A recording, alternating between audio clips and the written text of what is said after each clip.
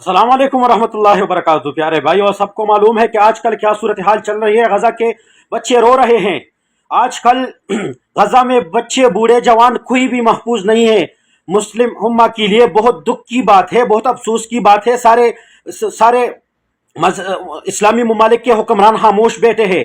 आज मुश्ताक साहब ने इस बयान पर मेरे दिल जीत लिया। आप भी जरा इस प्रोग्राम को, इस वीडियो क्लिप को जरा मुलाहिजा कीजिए। बाद में दो तीन बातें मैं भी करूंगा और पूरा बयान सुन के और आगे शेयर करके इसको जनरल आसिम मुनीर को भी पहुंचाए, नवाज शरीफ को भी पहुंचाए, पूरे उम्मती मुस्लिमा के हुक्मरानों को भी पहुंचाए ये पैगाम कि सब इस पैगाम के साथ मुत्तहिद हो जाए।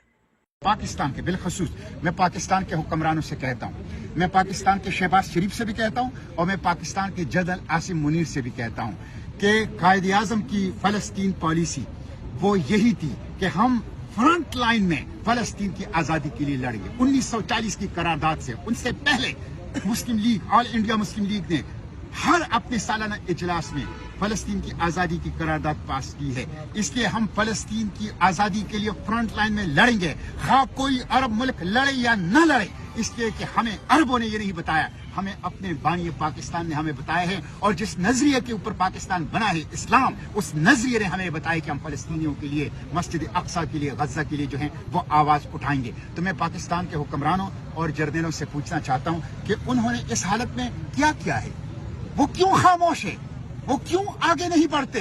पाकिस्तान का जो गौरी है, जो हतफ है, जो शाहीन है, जो साद आबदोज है, जो बुराक ड्रोन है, जो जेट जहाज हैं, जो आपके अल खालिद टैंक है, जो आपके हैदर टैंक हैं, ये किस लिए हैं? ये नुमाइश के लिए है? ये किस लिए है? गजा को रेड लाइन क्यों डिक्लेयर नहीं करते, क्यों खामोश है? इसलिए मैं शहबाज शरीफ से कहता हूँ और मैं जनरल आसिम मुनीर से कहता हूँ, गजा को रेड लाइन डिक्लेयर करो, नाउ और नेवर, अब या कभी नहीं। मजीद खामोशी की, मजीद गफलत की कोई गुंजाइश नहीं है। और अगर गजा का सबूत हो गया तो हरमैन शरीफैन भी शदीद खतरे में होगा और उम्मत इन हुक्मरानों और जर्नलों को किसी भी सूरत में फिर माफ नहीं करेगी। इसलिए गजा को रेड लाइन डिक्लेयर करो, तुर्की को साथ लो, मलेशिया को साथ लो, साउथ अफ्रीका को साथ लो, चिली को साथ लो, मेक्सिको को साथ लो, स्कैंडिनेवियन कंट्रीज को साथ लो, आयरलैंड को साथ लो, रूस को साथ लो, चीन को साथ लो, मलेशिया को साथ लो, आगे बढ़ो, कुछ करो, ये करने का वक्त है। प्यारे भाइयों, आप लोगों ने तो सेनेटर मुश्ताक अहमद खान साहब की वीडियो पैगाम सुन ली। वो कह रहा है आर्मी चीफ साहब को कि तुमने ये जरार, ये गौरी, ये अल खालिद, ये किस किस्म की मिसाइलें हैं, ये किस लिए रखी है।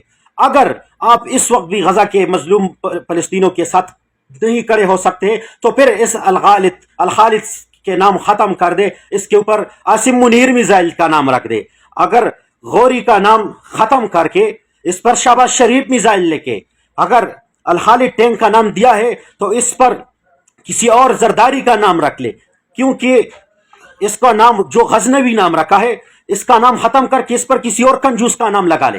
क्योंकि आप सबके दिल में हो पे खुदा भी नहीं है। आप लोग फलस्तीन के जो बच्चे माएँ रो रही है उन पे भी तरस नहीं आ रही। उसके वो जिस्म के टुकड़े टुकड़े छापरों में पहन करके उसको मिट्टी में कब्र की तरह दफन किया जा रहा है। उससे भी थोड़ा सा तुम्हारा रहम नहीं आ रहा है दिलों में। तो इसका नाम अगर खालिद गजनवी और गौरी मिसाइल का नाम रखा है, उस पर इन लोगों की नाम लगाए ताकि वो भी बुज़दिल है और तुम्हारा मिसाइल भी किसी काम का नहीं।